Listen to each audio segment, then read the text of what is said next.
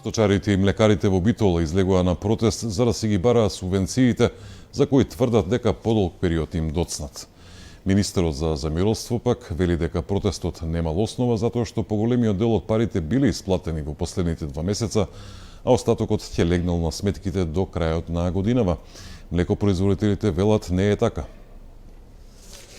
Денеска пелагониските сточари одржаа нов протест, искажувајќи револт поради неисплатените субвенции за кои законските рокови се поминати, покрај ниската откупна цена на млекото, доснењето со исплатите и вкупниот амбиент во кој млечниот бизнис влегува во колапс, а добиточниот фонд се ситни, се само дел од проблемите поради кои се собраа пред канцелариите на подрачната единица на Министерството за земјоделство во Битола.